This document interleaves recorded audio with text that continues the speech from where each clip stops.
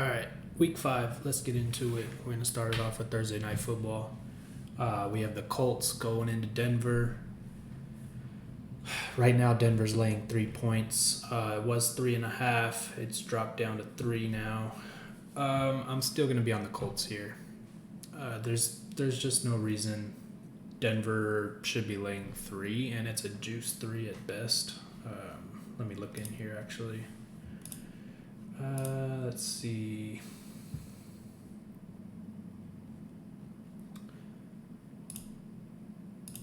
I don't know why they won't just show me.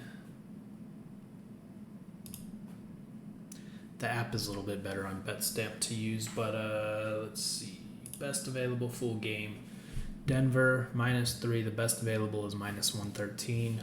If you're taking the Colts +3, the best available is -102, and that's bet online right now. Yeah, there's no reason Denver should be laying 3 points. I'm going to take the Colts. I think they win this game. Obviously, injuries, they haven't looked great, so I guess that is enough to make Denver -3 points. What has Denver done to be 3-point favorites in any game? Also, the 43.5 is the total. I mean, I would probably play the under here. I don't really understand the total either. I hate betting unders, but it might be worth a look at that game. All right, moving on. We're going to go to Sunday. The first game on the card is the New York Giants in Green Bay. We have Green Bay laying 8.5.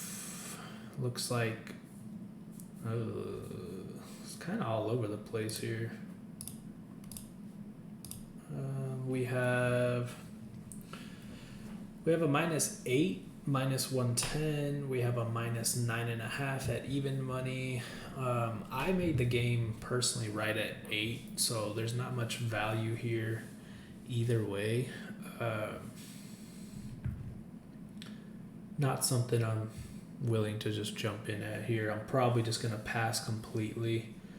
You can, if you want, you can put Green Bay in like a money line parlay, but I don't suggest it really.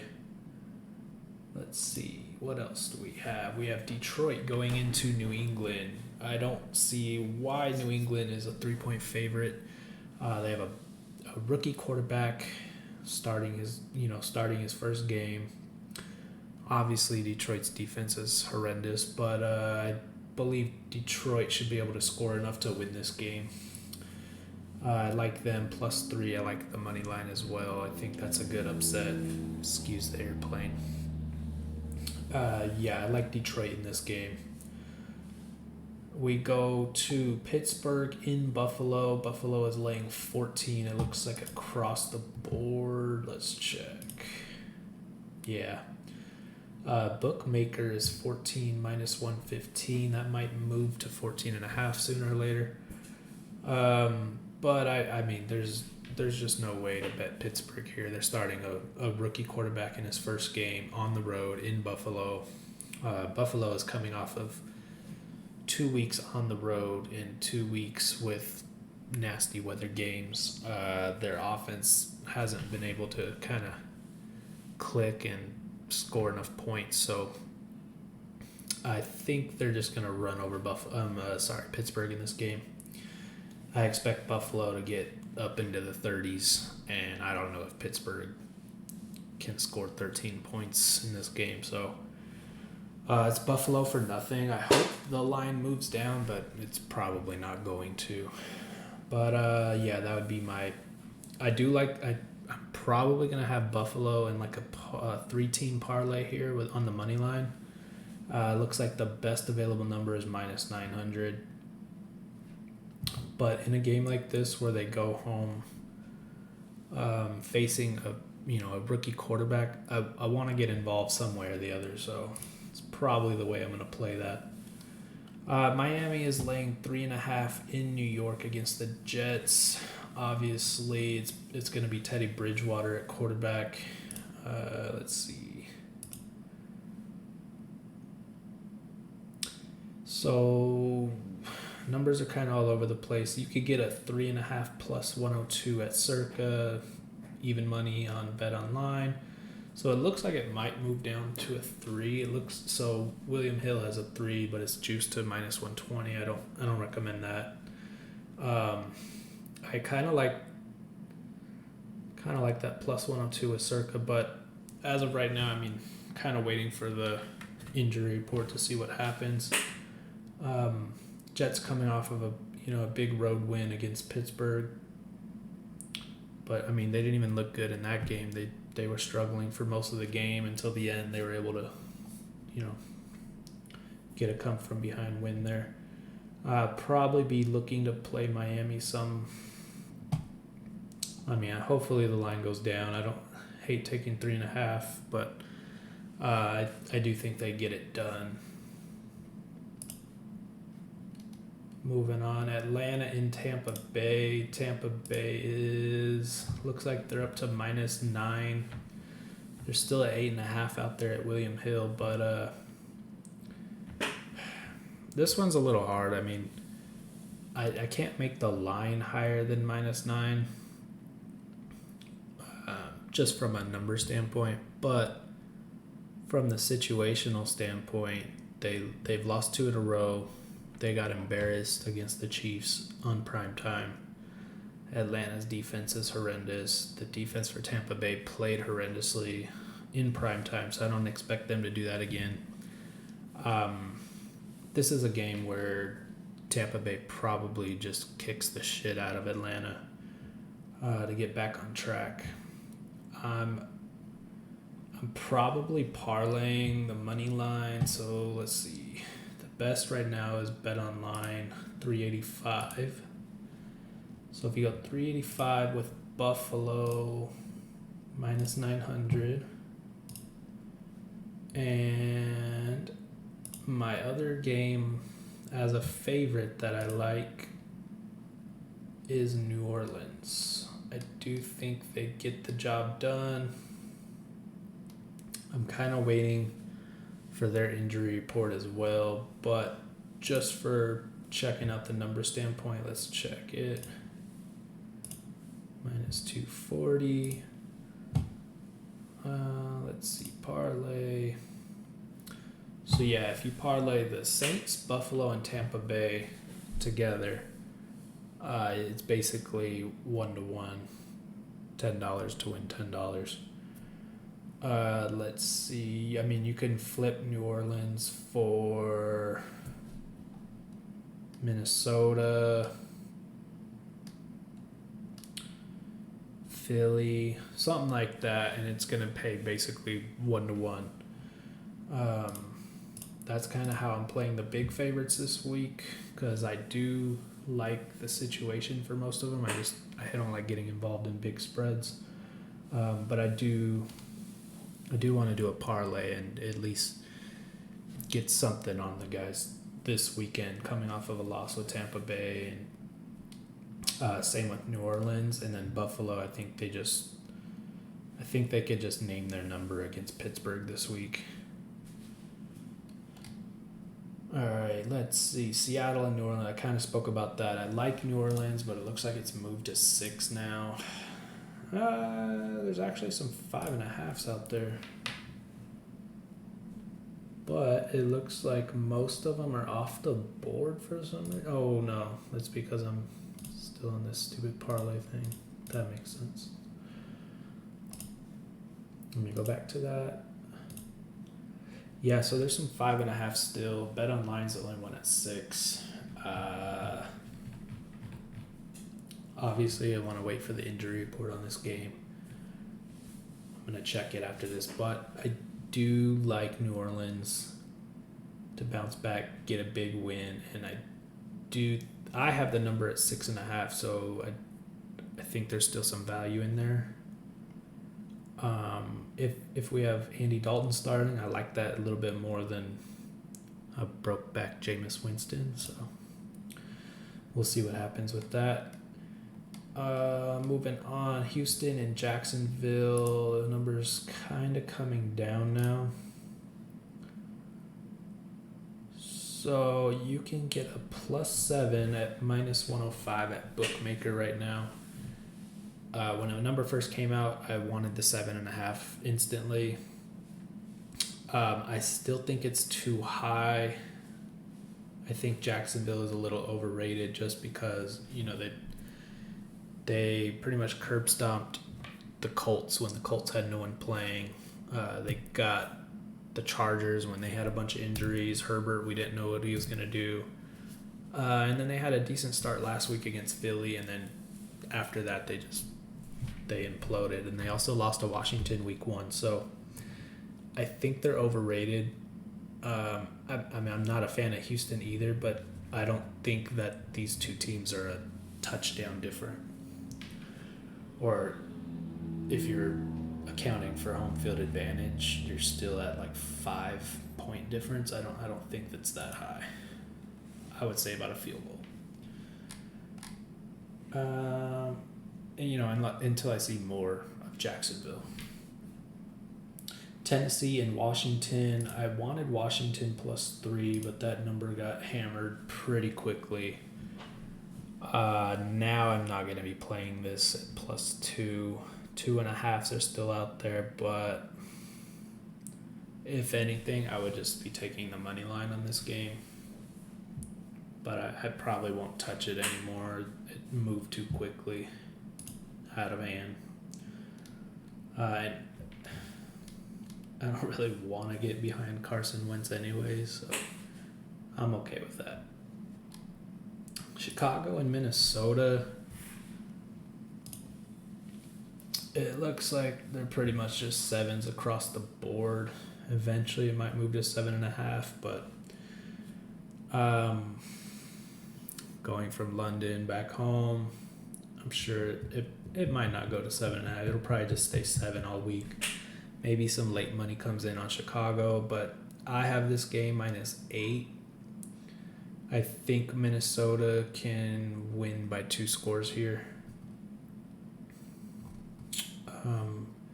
Chicago, let me look last week. I didn't really watch that game at all against the Giants. Let's see. So Justin Fields had like his best game of the season with 174 yards, 11 for 22, 50%. No touchdowns, no interceptions. They scored 4 field goals. That's it.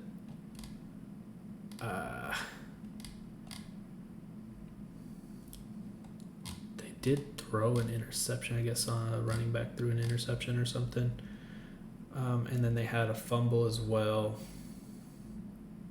That's the New York's offense. Okay, so Chicago had 16 first downs, 155 passing yards, 149 rushing yards. So they did really well in the ground. But they lost 3 fumbles. Oh my God.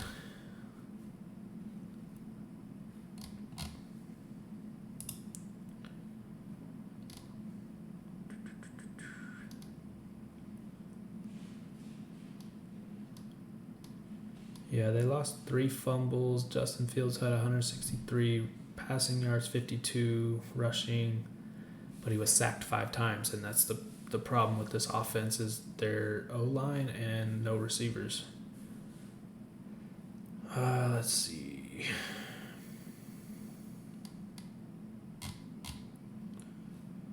Well, and that's the thing. They're gonna have trouble scoring points all season long. I know. So they had some stupid points that they scored against San Francisco in week 1. They only scored 10 against Green Bay. They were able to get 23 against Houston, but Houston basically handed that game on a silver platter to them. Yeah, Houston had 5 turnovers that game. The Bears had 281 rushing yards and only 82 passing yards. So if you shut down their run, There's just absolutely nothing that they can do. And while Minnesota's defense isn't very good, they have played pretty good the last 2 weeks. I don't know if that's going to continue, but I do think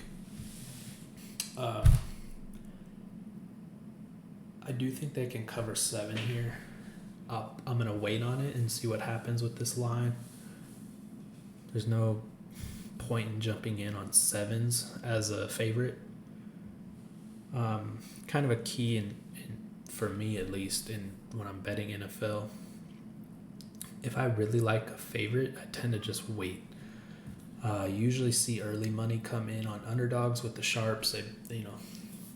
If there's any value in the underdogs, they're going to get it right away. And that's kind of what I was saying with, it happened with the Colts were 3.5. They dropped to 3. And there was one other, Jacksonville was 7.5 and it dropped to 7. Washington was 3, it dropped to 3. So you get a lot of early money on the dogs. If they feel the line is overvalued, they're going to jump in on the underdogs. Usually for favorites, you don't really see big money come in, at least not early. You might see it later, like on Sunday mornings. So I typically wait, see if the line moves, and then I can jump in. If you do like underdogs, I do recommend getting them earlier in the week, though. Chargers in Cleveland.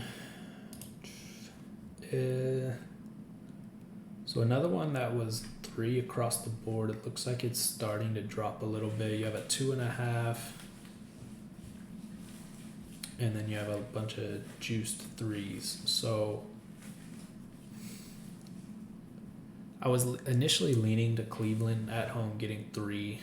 I probably won't touch it, especially if it goes down to a 2.5. Obviously the Chargers have a lot of injuries, so I'll probably just wait it out, see what happens. Cleveland is just a badly coached team, and Brissett at quarterback, he's kind of hindering them more than anything. Last week they definitely should have beat the Falcons. Brissett threw it away on 4th and goal, just threw the ball away. I don't know if he just forgot that it was 4th down.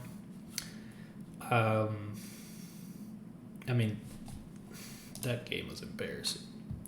I took a second half position on Cleveland. And I was pretty confident in that until the last drive where they just completely shot themselves in the foot. They were actually, looks like they were up 3. Yeah, they were up 3, and Atlanta kicked 2 field goals towards the end, and then the drive with Cleveland, the very end. They were already in field goal range, and then Brissett takes a freaking sack on 3rd down. Just so dumb. They had the ball for 35 minutes, almost 36 minutes. They had a fumble and an interception, bunch of penalties, 403 yards. They were killing them on the ground. 2 for 3 on 4th down. If you're just looking at the stats, the Cleveland should have won that game. So I was leaning them early in this week, but now I'm a little skeptical. I'd have to check the Chargers' injuries and whatnot. I'll probably end up staying away, but if the line keeps dropping, I might have to get in on the Chargers. But as of now, nothing. SF in Carolina, this game. So SF is laying 6.5 right now. It might drop to 6. I don't see it moving any farther than that. I don't think it would go to 7. Maybe. I hope it does. But there's just no way I can take the Niners as big favorites this year. They will get an early lead, and they sit on the lead. It doesn't matter if it's a 3-point lead, a 7-point lead. It doesn't matter. They're going to sit on that lead and try to play defense and play to not lose the game, every game. First week they did it against Chicago. It bit them in the ass and they lost the game. Second week they played Seattle. It didn't really matter. Seattle couldn't really move the ball. But they still let them back in the game. Third week against Denver on prime time, they scored early, got a 7-point lead, and then just did nothing the rest of the game. Played defense, lost the game at the end. Same thing with the Rams. They could have freaking scored so many more points. They left a lot of points on the table. Twice that they punted from like the Rams 45. The time management at the end of the first half was awful. It looked like they were just ready to go into half up, 14, 6 or something like that. Just very content with a 1-score lead. I don't understand what they're doing. And then they had a 4th and goal at the 2-yard line and decided to kick the field goal to go up. They went from going up 5 to going up 8. That's still a touchdown. You did nothing. The other team still has to score a touchdown. So even if you don't get that 4th down, they'd have to go 98 yards all the way down the field to score. So them going for a field goal there made absolutely no sense. I don't know what's wrong with Shanahan. It seemed like last year these coaches were starting to understand more that, going for it on 4th down, going for touchdowns instead of field goals, not punting on the opponent's territory. And then now we're right back into the same BS that we had, the years prior. So I don't know if he's like scared he's going to lose his job. I don't understand, but he's coaching like a pussy right now. And there's just no way he's not winning by touchdowns. Like, if the defense doesn't get a pick 6, the Rams are scoring and they're going to make it a game. The Rams' offensive line is horrible, so the Niners were able to tee off and get to Stafford. I think we had like 7 sacks. So, but laying 6.5 on the road after Monday night, this is a prime letdown spot for one. Carolina coming off of a loss. They'll be at home again, 2 home games in a row. And the coaching and the play calling and the way that, we like these 1-score games. I don't know why, but I'm going to be on Carolina pretty heavy. I'm not going to say Carolina upsets them. I mean, it's possible when you leave a team, the back door all game long. It's very possible that they score late and get a lead, and then your offense struggles to score because you're just so out of rhythm. So I like Carolina here, plus 6.5. I do think it's a very good situational bet, and I don't understand. I mean, if we had better coaching, then I completely understand the line, but there's just no way with how they're running their offense and their game planning. Dallas in Los Angeles. Dallas has a very good D-line as well. I'm going to take the plus 4.5. Is there still 4.5s? Yeah, there's a plus 4 even money. I like that a little bit more. The Rams haven't had a good game this whole season. I thought when they would play the Cardinals, I had a big bet on the Rams that game. It worked out. I got the cover, but they still didn't play great. I mean, let's look.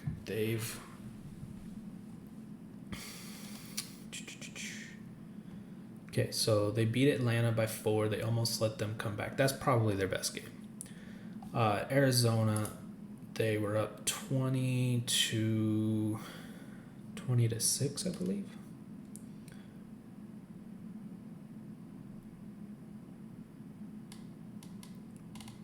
$20 to 9. Sorry, they're up 20 to 9, and then Arizona got stopped on the goal line.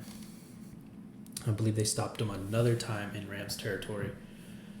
They ended up with 360. This is Arizona. 365 yards.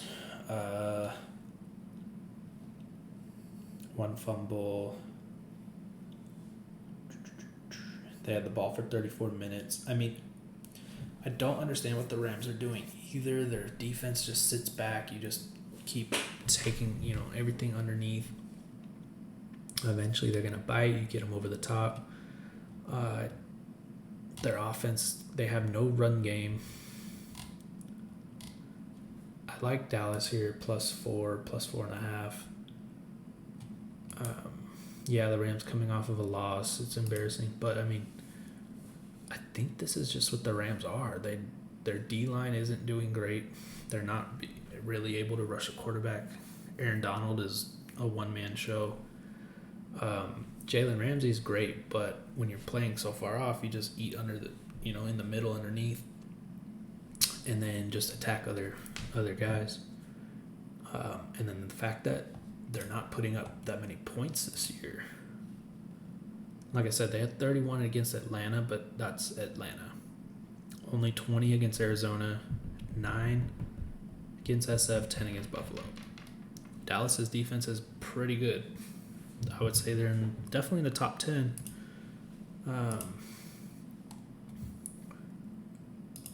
Oops, pressed the wrong button. So Dallas has given up 19, 17, 16, and 10. They have not given up 20 points yet. And even the 19, that's not really on their defense. It was mostly on their offense. Cincinnati scored late to make it a game.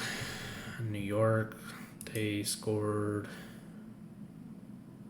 10 points in the third. I mean, this defense is playing great. The offense isn't bad. Cooper Rush is very capable. I'm not going to say he's better than Dak, but he's not a far drop-off at all. I like the Cowboys here. I like the money line. I'll probably be pretty heavy on 4.5. Sprinkle some money line on that. Philly and Arizona. This is what the people call a trap game of the week. I have the game -4. I'm very low on Arizona this year, but I do think this is a decent spot to take them. They had the whole second half, they pretty much won the game last week. It wasn't like they had a huge comeback. They didn't, they were down at half, but they scored instantly, and then they just took over the game. So Philly, on the other hand, they got down early. Kind of the same thing. They got down early and then came right back, tied it up, and then just took over. So they have to go on the road to Arizona. I think I like Arizona a little. It's not a huge bet or anything, but I'll be on Arizona, and I'll probably be a little bit on the money line.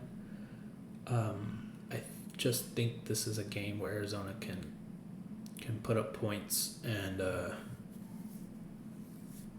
so the D line for Philly is really good, but Kyler Murray is really good at scrambling, making plays. I think it negates that D line a little bit, and I don't think their defense is necessarily going to stop Philadelphia. I think it's going to be a close game. I think the total is pretty spot on. I would say 27-23 type game, and the number's right at like 49.5, so it's pretty spot on. But I do think the Cardinals cover.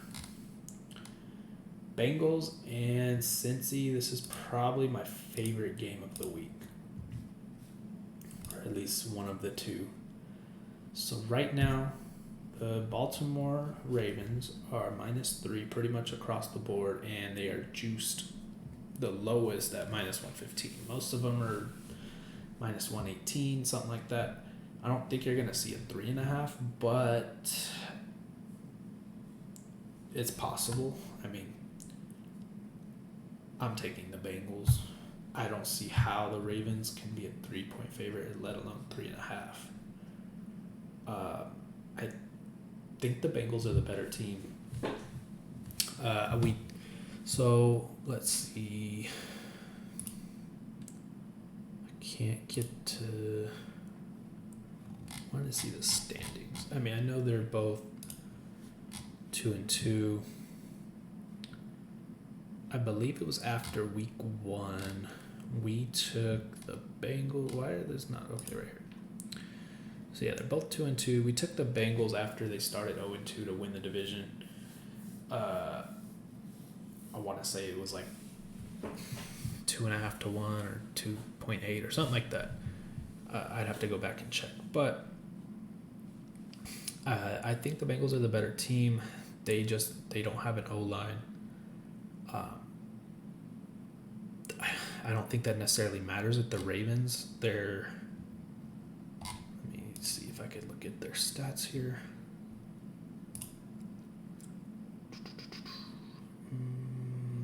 Okay, that doesn't help.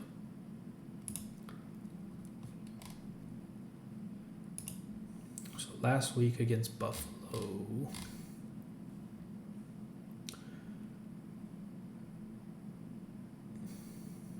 Ravens got 1 sack. I wish I could just see the damn shit. Okay, against New England, they got 3 sacks. It's a little better. Miami.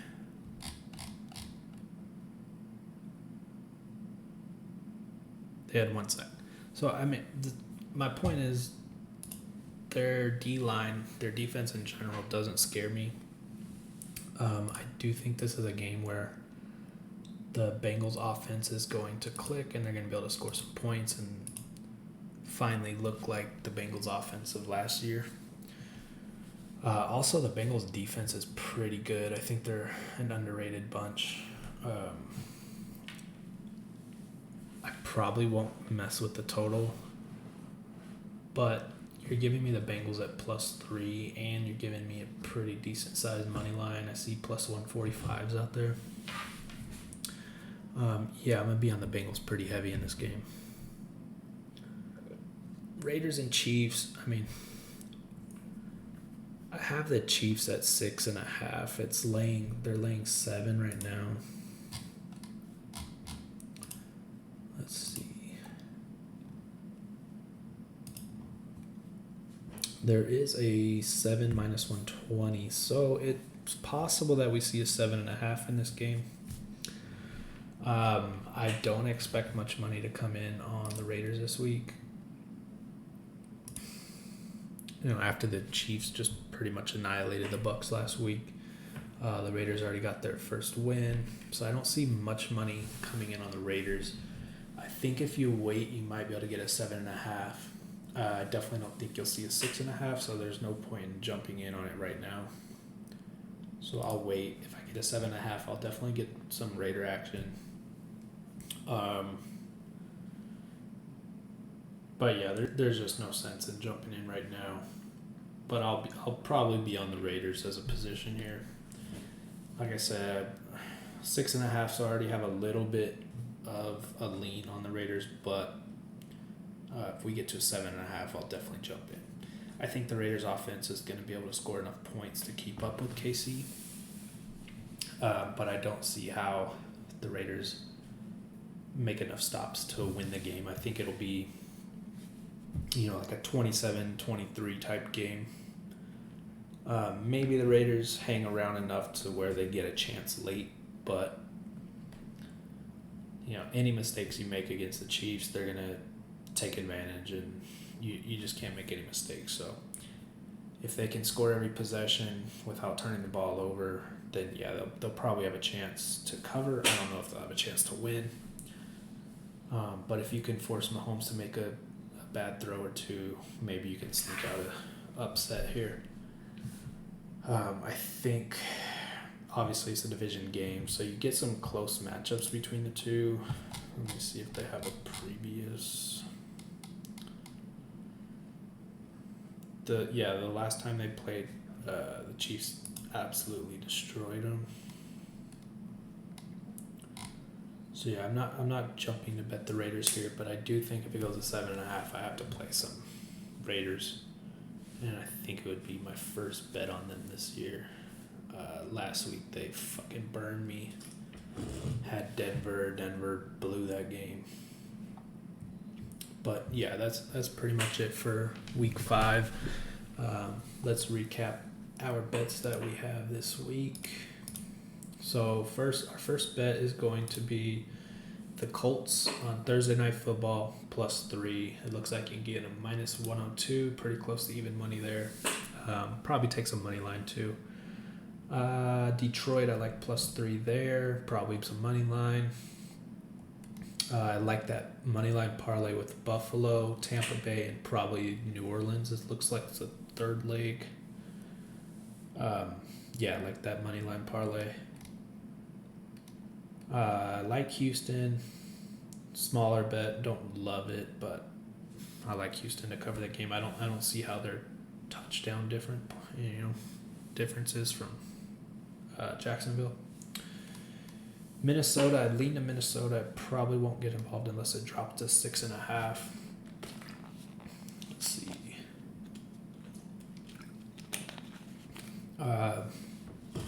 Carolina. That's probably, I won't say a big bet, but that's up there. It'll definitely be a 2-unit bet. Dallas, I like Dallas a lot this week. I think they're very similar to San Francisco in the fact that they both play good defense and just limit the turnovers on offense. I think they'll hang around all game with the Rams. Arizona, smaller bet on Arizona. Hopefully the line goes up, but it doesn't look like it will. It looks like it already came down a little. Let's see.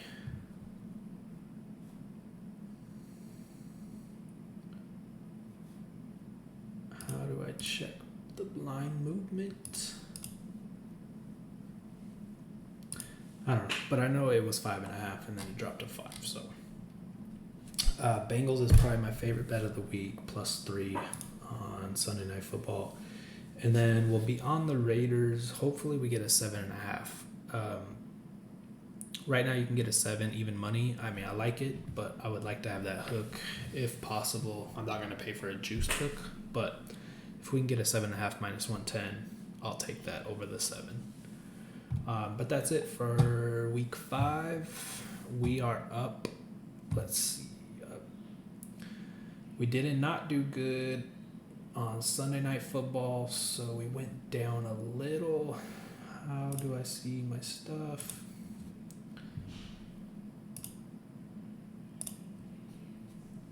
We're still up 23 units. It's all tracked on BetStamp. You could find me on there, White Light Bets.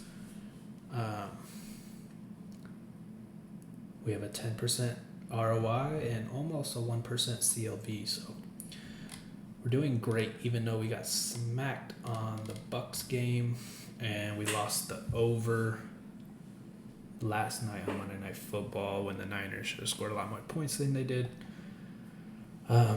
Honestly, should probably be sitting around 30 units, but chased a little bit there. Live and learn, I guess. But yeah, you can follow my bet stamp at White Light Bets, Twitter, White Light Bets, and I'll put a link to get in my Discord in the bottom of this video. That's where I post everything. I mean, you'll see it on BetStamp, but Discord, as soon as I put it in there, you're gonna get to play. So, follow me there, and let's continue to kill this NFL season. Later.